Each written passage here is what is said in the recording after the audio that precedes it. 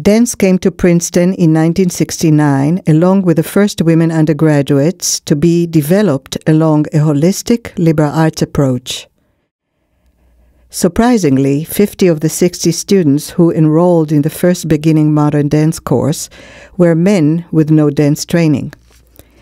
The teaching, therefore, in addition to readings, viewing, and reviewing dance concerts, emphasized basic exercises and fostered creativity through play and improvisation.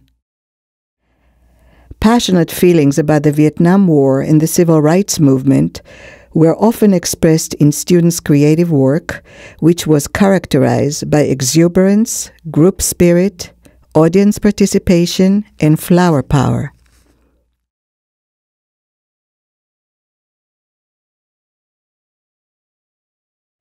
In the 1970s, there was no theater space for dance students.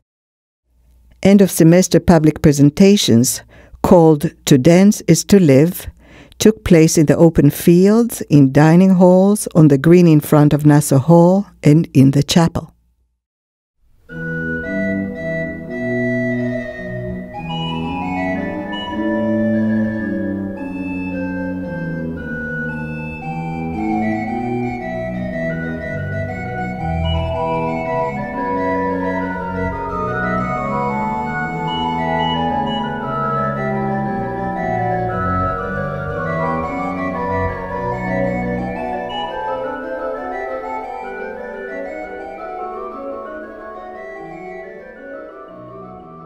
The second decade of dance saw more women students who came to Princeton with some dance training. Student compositions showed a new emphasis on form, shape, and spatial architecture, and the dance faculty was able to create works for students to perform. The move from Dillon Gym to the much improved facility, the Patricia and Ward Hagen Dance Studio at 185 Nassau Street, and the opening of Richardson Auditorium, where dance students could perform, were also a huge boost. In the mid-80s, the male body image in the USA evolved. The 1970s painted peace symbols on naked chests gave way to suits and ties. Male students of that era were less likely to pursue dance. We set about, therefore, encouraging enrollment in beginning dance courses by placing ads in the Daily Princetonian and on flyers across campus. It read, "Dance for classes. If you have ever jumped, hopped, skipped, turned, or fallen, then you have danced, and Dance 209 is for you."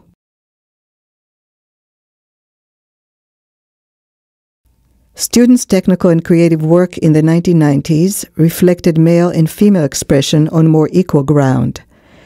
Women were as physically daring as men.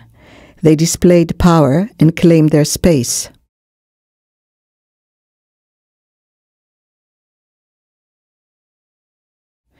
More students chose to create senior projects of their creative work, and experimental creativity was on the rise. Also, dance alumni who had developed significant dance careers came back to join the dance faculty.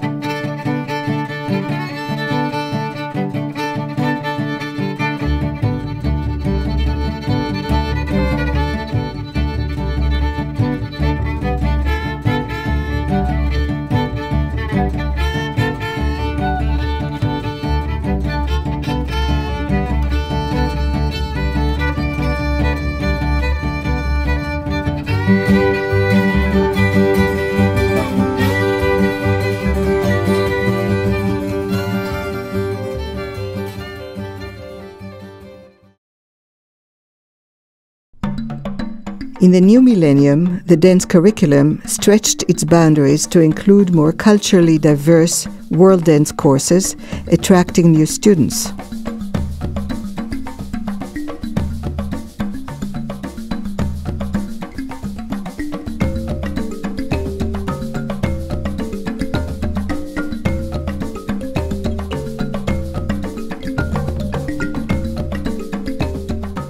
Also, daily ballet training was added to the existing modern and contemporary dance courses, and an advanced chamber dance course was added.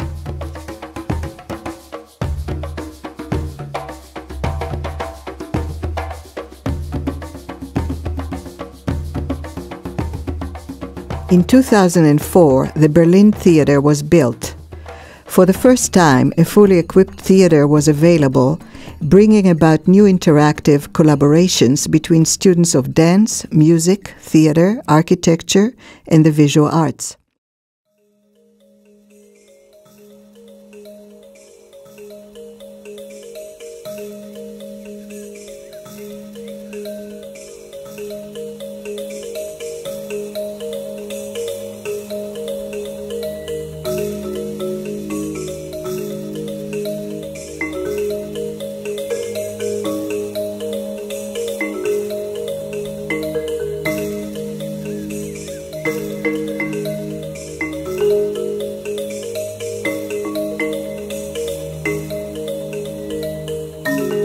With President Shirley Tillman's advocacy for the arts, ambitious and large-scale productions were now possible. Historical recreations and reproductions of ballets such as Prokofiev's Pas de Cire, Nijinsky's L'après-midi d'enfant, and works by such illustrious choreographers as Mark Morris, Susan Marshall, and Twyla Tharp were performed by dance and music students.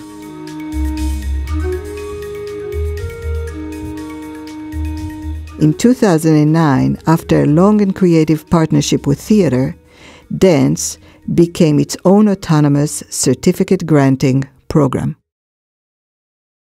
As I leave Princeton, having led the dance program for the past 40 years, I'm gratified to see dance thriving both in the curriculum as well as in the 16 different student dance companies that span a diverse cultural spectrum.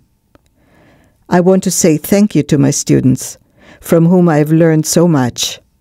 It has been a joy to share passion and knowledge with you. It has been an incredible journey.